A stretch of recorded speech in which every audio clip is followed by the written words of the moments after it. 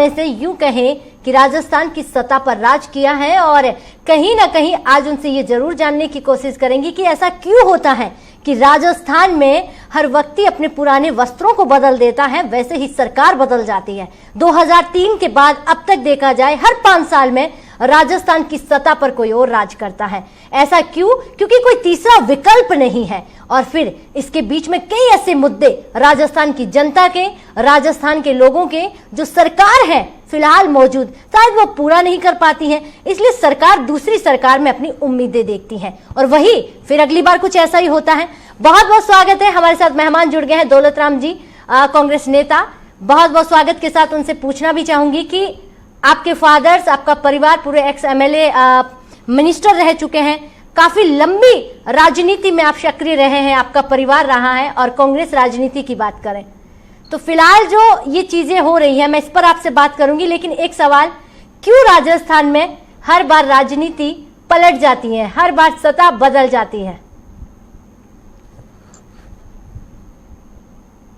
राधिका जी, इसमें मैं निवेदन करना चाहूंगा कि जिस तरह की अपेक्षाएं हमारी जनता हमसे करती है, उन अपेक्षाओं पे हम खरा नहीं उतर पाते, और उस अपेक्षाओं पे खरा उतरने के लिए हमें ऊपर के नेताओं पर निर्भर रहना पड़ता है, और ऊपर के नेताओं को हमें बार बार आग्रह करना पड़ता है कि हमारी जो जनता है, वो जो हमारी विधानसभा है, वो इस तरह की डिमांड कर रही है। उस पर हम जब उनसे मांग करते हैं तो वो उसको अदरवाइज लेते हैं, और वो ये सोचते हैं कि ये नेता कुछ ज्यादा बन गया है, इसको ठीक किया जाए, और उसको ठीक करने के चक्कर में उसकी टिकट काट दी जाती है या फिर उसको हरवा दिया जाता है। इसलिए बात एक नेताजी की तो नहीं है ना, सरकार में पिछली बार 67 सीटें, उससे पहले आपने देखी कितनी सीटें, हर 5 साल में सीटें इतनी कम हो जाती हैं, आते आते 51-21 सीटों पर सिमट जाती है कभी कभी चीजें, तो वो पूरी सरकार ही बदलना चाहती है। तो कोई जनता की बड़ी उम्मीदें हैं जो आपको लगता है कि कुछ ऐसे बड़े मुद्दे हैं जिन पर हमें या हमारी जो भी सरकार हो, चाहे विपक्ष हो या पक्ष हो, उन्हें इन मुद्दों पर काम करना होगा? राधिका जी, जब भी चुनाव आते हैं तब सभी पार्टियां जो है अपने सर्वे करवाती हैं। एक सर्वे होता है, 2 सर्वे होता है, उन सर्वे के मुताबिक दावे किए जाते हैं कि साहब हम इतनी सीट जीतेंगे, हम इतनी सीट जीत रहे हैं। किंतु उन सर्वे के बिल्कुल विपरीत, हम पिछली बार 21 पे थे, उससे पहले हम 121 पे थे, उससे पहले हम 56 पे थे, उससे पहले हम 156 पे थे। तो ये तो वही नेता जवाब दे पाएंगे जो उस वक्त जो लीड ले रहे थे। माननीय मुख्यमंत्री जी बता पाएंगे कि 156 से हम 56 कैसे है, हम 121 से हम 21 पे कैसे है। अच्छा। और इसके बारे में तो मैं कुछ नहीं कह पाऊंगा, पर जो जनता हमसे उम्मीद नहीं, सरकार के विपक्ष में तो कुछ बोलना ही नहीं है। बात तो यही हो रही है कि आज अगर हम राजस्थान की बात करें, क्योंकि आपसे खास बातचीत करने का यही जरिया था, यही मकसद है कि अगर हम राजस्थान के विकास की बात करें तो आपको लगता है कि और बेहतर हमें और बदलाव करना होगा, चाहे वो किसानों पर का मुद्दा हो या बिजली का हो या फिर पानी का हो? हमें किसान ही नहीं, हर पीड़ित पक्ष के प्रति ध्यान देना पड़ेगा। हम उस व्यक्ति के दर्द को सहलाना पड़ेगा, उस व्यक्ति के दर्द को समझना पड़ेगा जो आज पीड़ित है, और जब उसके दर्द को समझेंगे तभी हम सत्ता को स्थायी रख पाएंगे। हाँ, बिल्कुल। तो हमें वो दर्द समझना पड़ेगा जनता का। लेकिन अगर मैं मोटा मोटी तौर पर पूछूं, क्योंकि ज्यादातर 2-4 कारण ऐसे आते हैं कि राजस्थान की राजनीति की जब बात आती है तो एक तो किसानों का बड़ा मुद्दा आगे आ जाता है, फिर बिजली पानी को लेकर भी एक बड़ी अहम समस्या बनी रहती है, किसानों को लेकर ये चीजें आती रहती है राजस्थान की, अगर मैं खास तौर पर बात करूं तो। ऐसे में जो किसान वोट देते हैं, आपको लगता है कि कोई ये जो बीजेपी या कांग्रेस, क्योंकि अभी आप कांग्रेस में हैं और मैं यूं कहूंगी कि कांग्रेस पर सक्रिय होने के साथ साथ आपके पिताजी भी मिनिस्टर रह चुके हैं, क्या ये चीजें, हम जो लगातार आज की बात नहीं कर रही हूँ, 5 साल पहले की बात करूं या इससे पहले 2003 की बात करूं, तो यही मुद्दे हैं जो आमतौर पर सामने आते हैं? क्या इसके अलावा कोई और नहीं है जिस पर राजनीति की जाए, जिस पर हम जनता से वोट की उम्मीद करें या और कुछ बात करें? राधिका जी, देखो, मूलभूत सुविधा होती है रोटी, कपड़ा और मकान। हाँ। जब हमारे क्षेत्र में शिक्षा का विकास नहीं हो रहा, हमारे क्षेत्र में कॉलेज नहीं है, हमारे क्षेत्र में ITI सेंटर, डिमांड इनकी चलेगी तो मांग हमें इन्हीं की करनी पड़ेगी। और इनकी मांग करने पर ऊपर के जो नेता वे सोचते हैं कि ये कुछ अलग करना चाहता है, तो अलग करना चाहता है तो उसको रोक दिया जाता है, उसके हितों का दबाव दिया जाता है। आज हमारे कांग्रेस के अध्यक्ष सचिन पायलट जी जो पूरे अध्यक्ष थे, उन्होंने बात कही कि सत्य को परेशान किया जा सकता है। जब अध्यक्ष रहते वो सत्य उनका परेशान हुआ है, तो आम कार्यकर्ता का कितना सत्य परेशान होता होगा, आपके अंदर लगा। तो कहीं ना कहीं आप भी सचिन पायलट की तरफ पक्ष रखते हैं? नहीं, मैं वैसा नहीं करने वाला, क्योंकि मेरी 2 बार टिकट कट चुकी है, फिर भी मैं पार्टी के साथ हूँ, पार्टी की रीति नीति के साथ हूँ। मैं मूल रूप से कांग्रेस हूँ। आज के नेता ये कहते हैं कांग्रेस मेरी माँ है, मैं ये कहता हूँ कांग्रेस मेरी दादी है। हाँ बिल्कुल, क्योंकि कहा जाता है कि सोनिया जी की वक्त से ही आप एक मतलब आपकी फैमिली से बेटे वाला रिश्ता रहा है। हम इंदिरा गांधी के वक्त से। हाँ। इंदिरा जी जब आपातकाल समय आया था, इंदिरा जी का बहुत बुरा समय चल रहा था, कांग्रेस का बहुत बुरा समय चल रहा था। 78 के अंदर मेरे फादर राय सिंह नगर में इंदिरा गांधी का टूर करवाया था और उस वक्त 1 लाख रुपए की माला डाली की थी। हाँ। जिस वक्त राजस्थान की गवर्नमेंट और राजस्थान की विधानसभा ये कह रही थी इंदिरा गांधी अगर राय सिंह नगर या राजस्थान में आती है तो दंगे भड़क सकते हैं। ये जो चीजें सामने आ रही है नेताजी, चाहे मध्य प्रदेश, कर्नाटका, फिर मैं अगर महाराष्ट्र और अब राजस्थान में आऊं, तो जो चीजें अगर हम लोकतंत्र की बात करें, यहाँ पर कहीं ना कहीं लगता है कि लोकतंत्र को मजबूत करने की बजाय कहीं ना कहीं खोखला और कमजोर किया जा रहा है। ये चीजें जनादेश को क्या संदेश दे रही है, जनादेश के दिल पर क्या गुजर रही है कि एक वो सरकार बनाती है, चुनती है और फिर ये चीजें सामने आती हैं? राधिका जी, मैं एक बात आपको स्पष्ट रूप से बताती हूँ कि राजीव गांधी के जमाने में एक बाफोर्स नाम का तूफान आया था और राजीव गांधी ने अपनी मित्र मंडली, उसके मित्र थे उनके अरुण सिंह, अरुण नेहरू, वीपी सिंह इत्यादि, अमिताभ बच्चन का भी नाम उसमें शामिल था और उन मित्रों के साथ बैठ के उन्होंने वो डील करवाई थी। वही डील एक्सपोज हुई, उस डील को लेकर राजीव गांधी को बदनाम किया गया।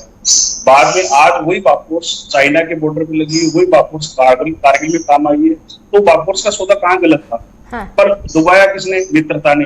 आज हम कहते हैं कि राहुल गांधी के हाथ मजबूत करें। जो राहुल गांधी के हाथ मजबूत करने की बात करते हैं वो आज नाराज होकर क्यों बैठे? उनको राहुल गांधी का हाथ मजबूत करना चाहिए, उनको राहुल गांधी प्राइम मिनिस्टर बनाना चाहिए। नहीं, उनकी नाराजगी तो ये है ना, आप भी जानते हैं, वो कह रहे हैं कि नाराजगी है कि सीनियर हैं, जूनियर को कुछ समझते नहीं है, काम करने देते नहीं। क्या ये सही है, ये चीजें जो आरोप आ रहे हैं? नहीं, जब परिवार का हित होता है ना तो स्वयं का हित छोड़ देना चाहिए। तो समाज का हित हो तो परिवार का हित छोड़ देना चाहिए। तो ये मेरी सलाह है सचिन पायलट जी को कि वो अपना स्वयं का हित छोड़े और राहुल जी का हित सोचें कि राहुल जी प्राइम मिनिस्टर कैसे बन सकते हैं, उस पर फोकस करें। तो लगातार जो चीजें आप बता रहे हैं और हम राजस्थान की राजनीति को समझने की कोशिश कर रहे हैं और कहीं ना कहीं राजस्थान के जो इर्द गिर्द चीजें हो रही हैं, क्योंकि फिलहाल आज 7वां दिन है, ऐसे में लगातार चीजें ऐसी आ रही हैं कि अभी भी कुछ ठीक नहीं हो रहा है। तो उनके लिए वो जो दरवाजे खुले हैं, बार बार जो आपकी पार्टी कह रही है, वो सामने आने को तैयार नहीं, बात करने को तैयार रही और ये भी कह रहे हैं कि मुझे कोई बड़ा पद कभी चाहिए नहीं था, मैंने कभी डिमांड की नहीं थी। तो क्या लगता है कि ऐसे जितने भी हमारे युवा जो नेतृत्व कर रहे हैं, युवा जो नेता पार्टी में है, वो धीरे धीरे नाराज क्यों होते जा रहे हैं?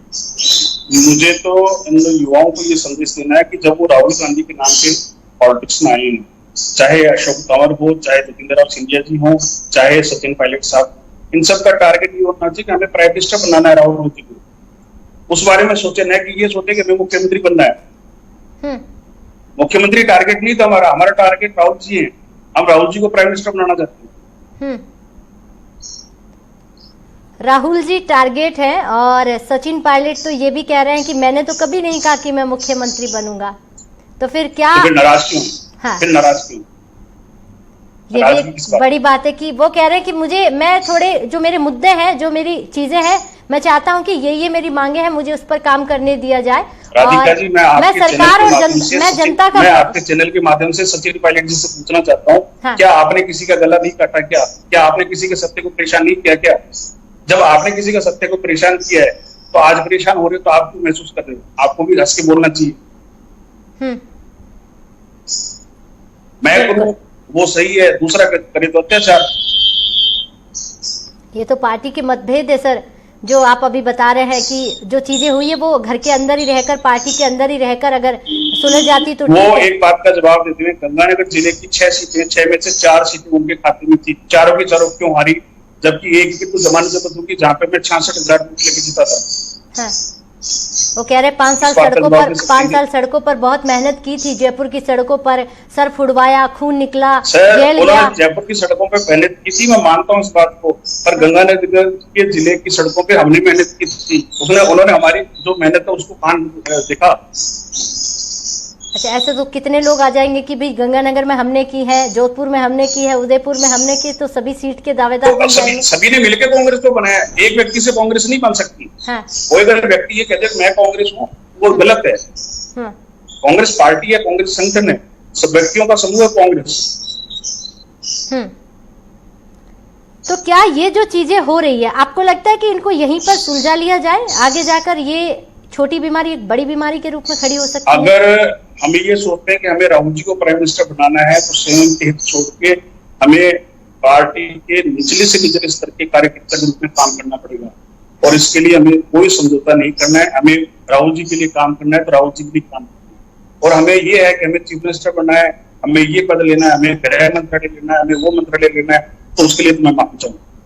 हाँ, लेकिन आप ही के पार्टी के मैं चाहूंगी, क्योंकि मैं ज्यादा गहराई में आज के मेहमान में आपसे ज्यादा बातचीत नहीं करूंगी, लेकिन आप ही के पार्टी के बहुत सारे, चाहे विश्वेंद्र सिंह हो और बहुत सारे नेता जो आरोप लगा रहे, अब कह रहे कि ये चीजें जो है वो हमारे साथ हुई नहीं है। धीरे धीरे जो नेताजी आरोप लगा रहे हैं, आपको लगता है कि पार्टी से बाहर होने के बाद ये जायज है?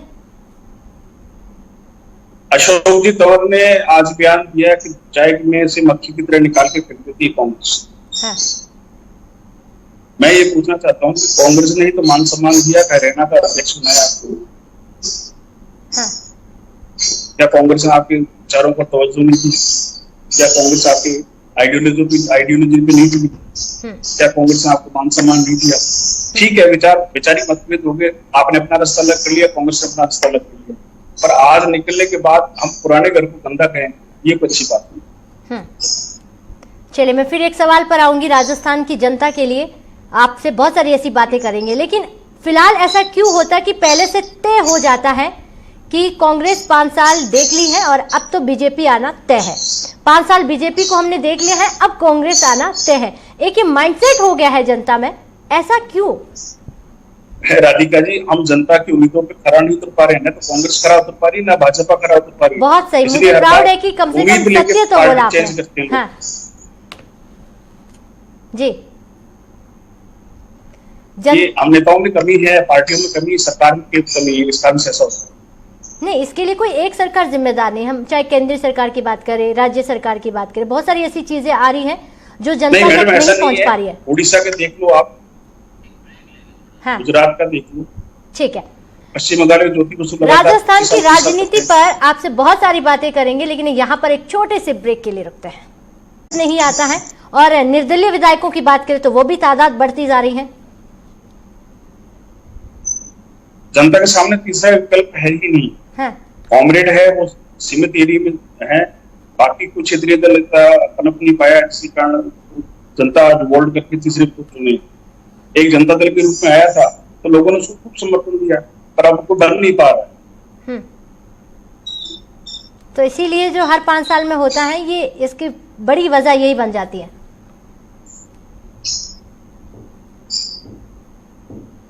जी सर, सुन पा रहे हैं आप? दौलत राज जी,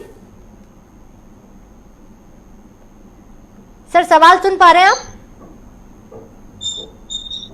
तो दौलत राम जी यानी कि आवाज कट गई है, और लगातार राजस्थान की बात कर रहे हैं, राजस्थान की सत्ता की बात कर रहे हैं, राजस्थान में आते हुए भूचाल 2003 से लेकर 2020 तक की बात कर रहे हैं कि हर 5 साल में ऐसा क्या होता है कि राजस्थान की जनता के लिए ना बीजेपी की बात करें और ना कांग्रेस की बात करें, खरी नहीं उतर पाती है। ये बीजेपी के नेता आते हैं तब भी वही कहते हैं कि पूरी कोशिशें की जाती हैं कि हम जनता को लुभाने की कोशिश करते हैं, जनता की घर घर तक वो सुविधाएं प्रदान करने की पूरी कोशिश करते हैं, लेकिन कहीं ना कहीं ऐसा है कि कोई कमी रह जाती है। मेरा सवाल होगा दौलत राम जी, आपका फोन कट गया था, तो ऐसे में आपको क्या लगता है कि अब आगे आने वाले समय में हमें मुख्य क्या चीजें हैं जो मद्देनजर रखना है, ध्यान रखना है और उन पर हमें काम करना है? राधिका जी, हर 15 से 20 साल के बाद में जनरेशन गैप आ जाता है और नई युग की शुरुआत होती है। नई युग की शुरुआत के साथ में नई समस्याएं और नई खोज, नई बातें आती है। उन लोगों, जो नई पीढ़ी है, नई पीढ़ी और युवा पीढ़ी के मुताबिक हमें काम करना पड़ता है। उसमें नए जनरेशन के जो लोग हैं, उन लोगों के साथ में लेके और हमें मिलजुल के काम करना चाहिए। अनुभव और जोश दोनों साथ होंगे तो बेहतर काम होगा। बिल्कुल, अनुभव की भी जरूरत है, जोश की भी जरूरत है। कहीं ना कहीं जो युवा एक बहुत बड़ी भूमिका निभाते हैं। आपने राजस्थान में तो युवाओं के बारे में जाना ही होगा कि जिस जगह युवा खड़े हो जाते हैं उनकी वहां पर पार्टी एक पूरी अलग तरीके से बन जाती है। तो हमें कहीं ना कहीं उनको भी साथ लेकर चलना होगा और जो भी चीजें हैं वो उनको परिवार के अंदर, घर के अंदर समझाना होगा। लेकिन फिलहाल क्या लगता है आने वाले वक्त में जो ये मौजूदा हालात बने हुए हैं, क्या चीजें सामने निकल कर आएगी, क्या विकल्प बचते हैं सामने? अगर मैं सचिन पायलट की तरफ से मेरे सभी आदरणीय बड़े नेताओं से निवेदन है, चाहे मुख्यमंत्री जी हैं, चाहे हमारे साथी रहे, हमारे अध्यक्ष रहे सचिन पायलट साहब हैं, या उनके साथ जो जुड़े हुए लोग हैं, मेरा इन सभी से विनम्र अपील है कि हमें उन ताकतों से लड़ना है, हमें संगठित रहना है, हमें राहुल जी को प्रधानमंत्री बनाना की हमारा लक्ष्य है और हमें लक्ष्य से भटकना नहीं चाहिए। हमें हमारे निजी स्वार्थों को छोड़कर और राहुल जी के लिए काम करना। 7 दिन में सचिन पायलट जी एक्स हो जाते हैं और राजनीति घटनाक्रम ऐसा बदल जाता है कि 7 दिन बाद पहले हम क्या कह रहे होते हैं और 7 दिन बाद हम किस तरीके से बात कर रहे होते हैं। तो इन चीजों को कहीं ना कहीं हमें जोड़ने की जरूरत होती है। और नेताजी, आपसे अगर मैं सवाल करूं लगातार जैसे मैं कर रही हूं दौलत राम जी, कि गहलोत जी कहते हुए नजर आ रहे हैं कि युवा अगर इंग्लिश बोल लेते हैं, स्मार्ट हो जाते हैं तो उनको लगता है कि सरकार चल सकती है। लेकिन कहीं ना कहीं तजुर्बा एक बहुत बड़ी अहम भूमिका रखता है। देखिए, ये बात अशोक जी की जो है सही है कि स्मार्ट होना और ये होना अच्छी बात है। आज सोशल मीडिया का जमाना है और हम सोशल मीडिया से जुड़े हैं। जिस वक्त अशोक जी पहली बार चीफ मिनिस्टर बने थे उस वक्त सोशल मीडिया नहीं था। आज हर बात सोशल मीडिया के माध्यम से आम आदमी तक पहुंचाई जा सकती है। तो ये जो जनरेशन गैप आया है, कि जो चेंज आया है, ये अशोक जी को भी समझना चाहिए। नहीं, ये चीजें तो पहले भी तय थी ना सर, कि जब सीएम की कुर्सी के दावेदार गहलोत जी को बनाया गया तब भी बहुत लंबा समय लग गया कुर्सी पर बैठते बैठते। तो ये जो खटास है वो पहले से ही थी। तो क्या ये चीजें आपने उस समय इनको तजुर्बा नहीं दिया कि भाई ये चीजें आगे जाकर एक बड़ी चीज? मैं मेरा उदाहरण दूं मैडम आपको। हाँ। 2018 की टिकट इस बेस पे काट दी गई कि मैं न तो सचिन पायलट को पसंद था, न मैं अशोक को पसंद। और जिसको टिकट दी गई, जिसको भी टिकट दी गई, वो उसकी जमानत जब्त हो गई। उसके लिए रिस्पॉन्सिबल मैं आज भी उसका बताऊं कि जमानत जब्त होना और किसी नेता ने रिस्पॉन्सिबिलिटी लेना, उन दोनों के बीच की जो है क्या पनिशमेंट किया गया। क्या किसी कार्यकर्ता का इस बात पे सिर कलर कर दिया जाए या उसकी टिकट काट दी जाए, ये मुझे पसंद नहीं। अच्छा, एक सवाल होगा आपसे आखिरी। आपने बहुत बढ़िया उदाहरण दिया, मुझे लगता है कि बहुत जरूरी है ऐसी चीजें समझना लोगों को और कहीं ना कहीं ध्यान देना। अगर पायलट जी वापस लौट कर आते हैं तो क्या उन्हें वो पद, वो जो उनकी दावेदारी है, वो उन्हें चीजें मिलेगी जो उनका सम्मान है? नहीं, एक आम कार्यकर्ता के रूप में उनको वापस आना चाहिए। अगर वो वापस आम कार्यकर्ता के। अच्छा, अब उन्हें वो पद नहीं जो उनका पहले था? नहीं, उस पद पे नहीं आना चाहिए उनको। इसलिए नहीं आना चाहिए, उन्होंने ये कह दिया कि सत्य को परेशान किया जाता है। जब आप अध्यक्ष रहते भी आप अपना सत्य को नहीं बचा पाए तो अब उस पद पे आके क्या करोगे? अब आप आम कार्यकर्ता के रूप में देखो कि आम कार्यकर्ता कितना परेशान है आपके सत्य से। तो ये तय हो जाता है कि वो अगर लौट कर भी आते हैं, क्योंकि वो बार बार कह रहे हैं कि बीजेपी में मैं जाऊंगा नहीं, मैं अपने पद पर रहकर या जहां जिस सीट से मैं जीता हूं वहीं से मैं काम करूंगा। तो अगर वो लौट कर आते तो उनके लिए वो सीट, वो जो उनका सम्मान है वो उन्हें नहीं मिलेगा और आप कहते हैं कि उनमें आना भी नहीं चाहिए कहीं ना कहीं। राधिका जी, मैं एक निवेदन कर दूं, अगर कोई छोटा कार्यकर्ता आम कार्यकर्ता की गलती कर देता है तो क्या उसे उस पद पर लौटाया जाता है? हाँ। जब नहीं लौटाया जाता तो सचिन पायलट। चलिए, आपकी बातें जाहिर तौर पर साफ कर रही हैं कि क्या कुछ आगे होने वाला है, तो इससे क्या कुछ निकल कर आएगा। बहुत धन्यवाद आपका, बहुत अच्छी बातें। और दौलत राम जी, और जिस तरह आपने आपके कार्यकाल में जो काम किया वो गिनवाया। राजस्थान में उठक पटक, या यूं कहें राजस्थान की जो सतह पर जो हमेशा 5 साल बाद बदलाव होता आया है, उसके पीछे की वजह भी आपने गिनवाई कि क्या वजह जनता की रहती है और क्या आने वाली सरकारें करती हैं। तो चलिए, आज के मेहमान